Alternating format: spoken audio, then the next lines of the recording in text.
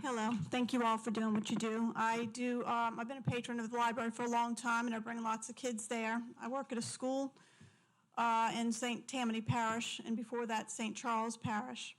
And with that, that brought me to my concern. I wasn't going to come until today, but I listened to the book. I tried to find it in a library, but it wasn't in a local library. And just so they have a little bingo going on, so I want to make sure I get the scripture in here. In Proverbs it says, seek wisdom and knowledge, though it costs you everything. To know wisdom and instruction, to perceive the words of understanding, to receive the instruction of wisdom, I want to stress wisdom, justice, judgment, and equity, to give prudence to the simple, to the young man knowledge and discretion. Discretion, please stress that.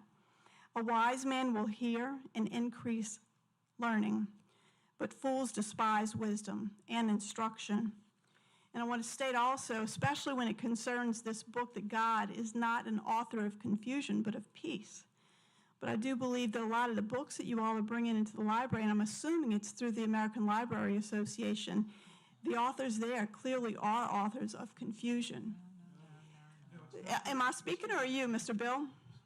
Okay, I want my time back. Yeah, you can have it back, but we don't, it's not through the American Library Association. That is not correct. I'm just setting the record straight. Thank you. Thank you. I appreciate that. It was at 1:41 when he spoke.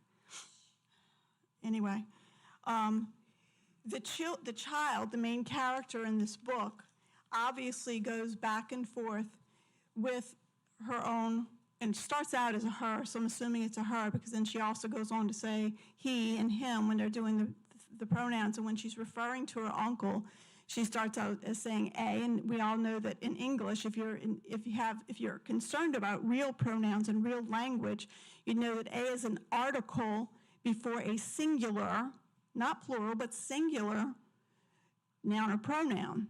So a should always go before, and as the child states in one of her comments about her uncle, she starts off with a plural, she ends up with a singular, and it goes all around like that. So the words of this book, the adjectives are going back and forth, the pronouns are going back and forth.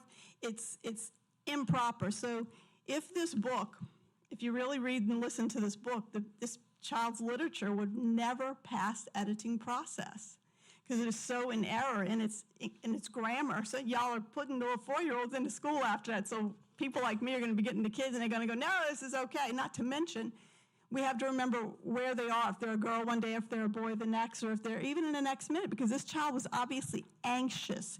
And I want to say anxious because a lot of these anxious people who don't know what they are, they commit suicide, and suicide is very high when you encourage somebody who's what they call fluid and don't know what they are one day or 1 minute from the next. So it's very confusing to children, and I want to say that you take it away from children because it's confusing, and I think it's going to lead to further problems. Thank you for clarifying that, Mr. Bill.